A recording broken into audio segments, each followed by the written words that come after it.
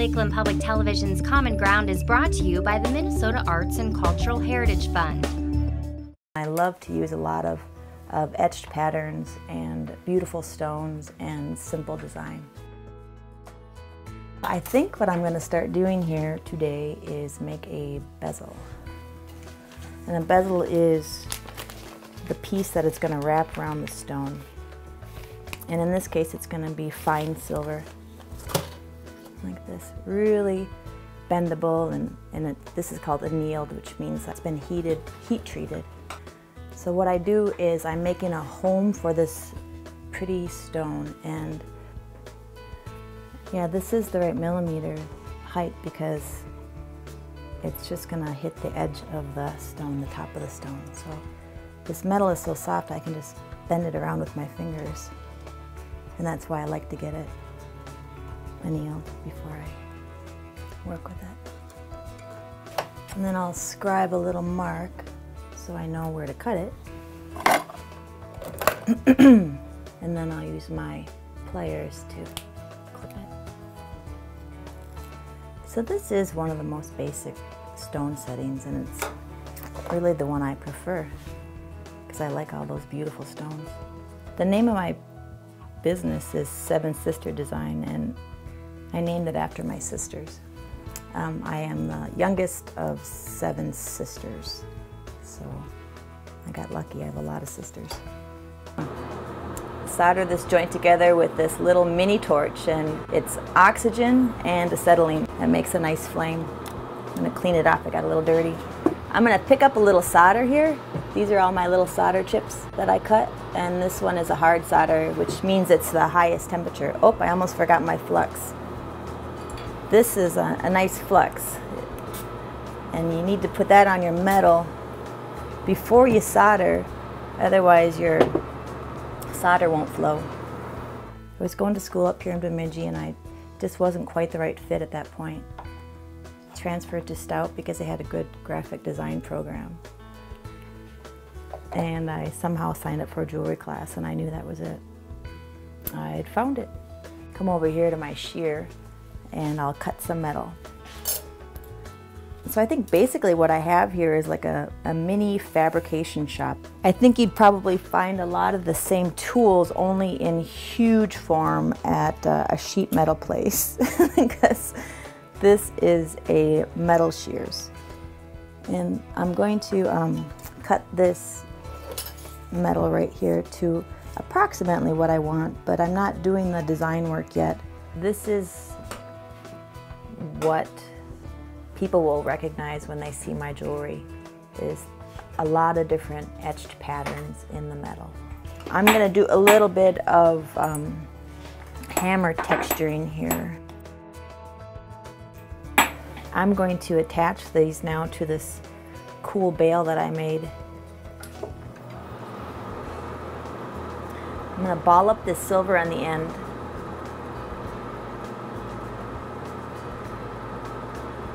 And that was that.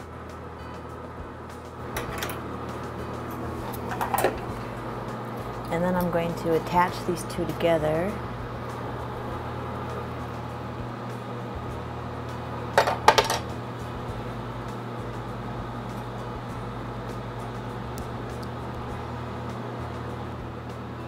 The little bail will hold it, and I'll cut the other side.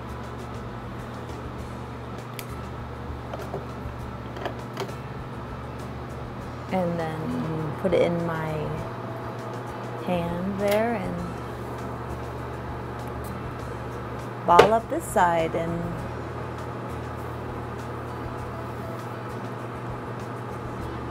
there. Then I'll pretty well be done with the fabrication part of this.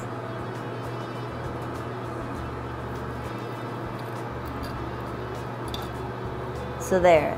Now it's in the raw form, and I'm going to put it in my hot pot over there and let it soak for a while, and a lot of that tarnish is going to come off.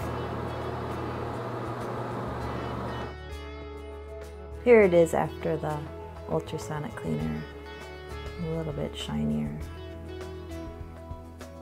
But now what I'm gonna do is take all those brushes that I have and clean it up even more.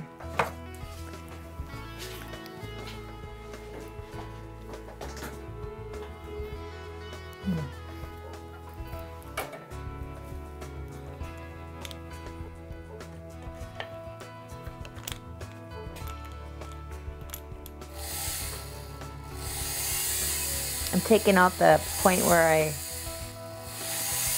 soldered the seam together on that bezel. So I'm smoothing it out, getting rid of any unwanted marks, seeing what I got for texture, seeing what I have for texture.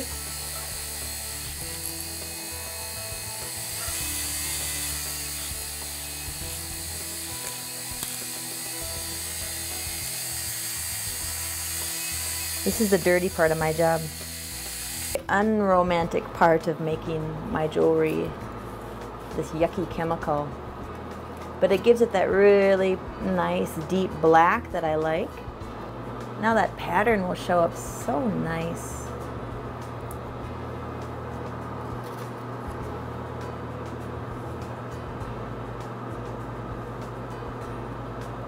There, and I think I'll do the texture here too.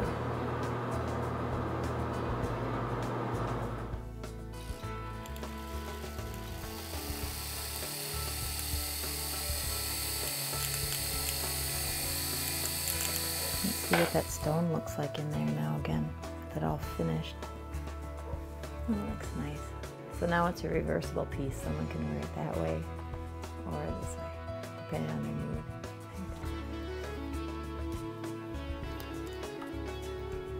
So I started out with 4mm high bezel, and I probably went down to 3.75mm high.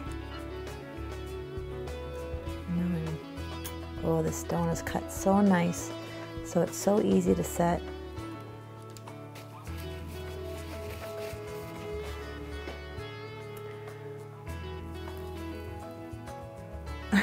There you go. Next thing I'll do is tumble it, and then I'll take it out of that tumbler and put it on a chain, and maybe I'll wear this one for a while. It's so pretty. And I make pendants and rings and bracelets, and I also do some custom work too, but mostly it's my designs.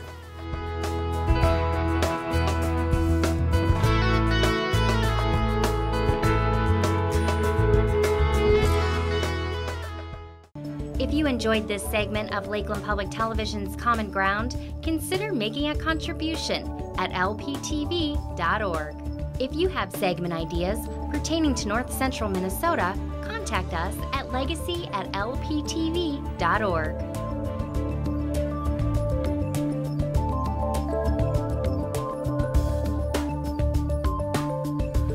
Common Ground is funded by the Minnesota Arts and Cultural Heritage Fund by the vote of the people on November 4th, 2008.